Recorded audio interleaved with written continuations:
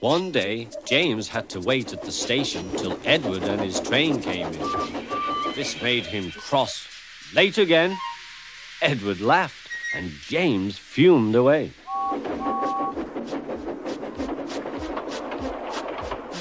After James had finished his work, he went back to the yard and puffed onto the turntable.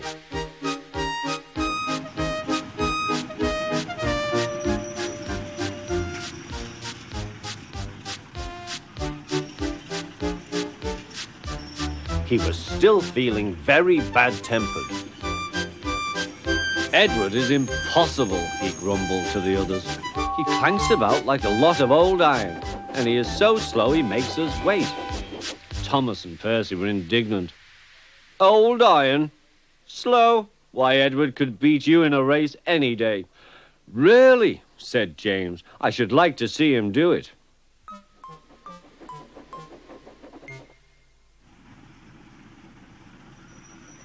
Next morning, James's driver was suddenly taken ill. He could hardly stand, so the fireman uncoupled James ready for shunting. James was impatient. Suddenly, the signalman shouted.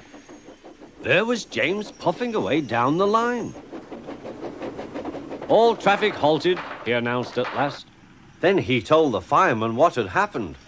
2 boys were on James's footplate fiddling with the controls. Phew! They tumbled off and ran when James started. The signalman answered the telephone. Yes, he's here. Right. I'll tell him. The inspector's coming at once. He wants a shunter's pole and a coil of wire rope. What for? Wondered the fireman. Search me, but you'd better get them quickly. The fireman was ready when Edward arrived.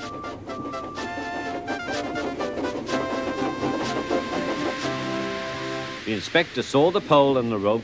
Good man, jump in. We'll catch him, puffed Edward. James was laughing.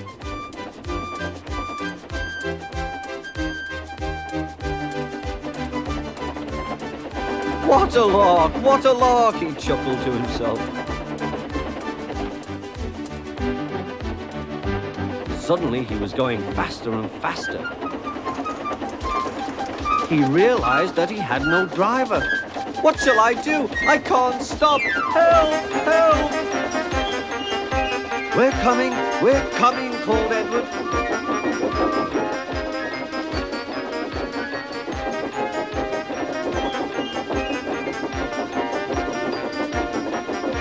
Edward was panting up behind with every ounce of steam he had. At last he caught up with James.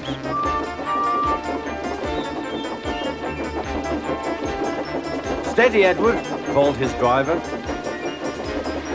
The inspector stood on Edward's front, holding a noose of rope in the crook of the shunter's pole. He was trying to slip it over James's buffer. The engine swayed and lurched.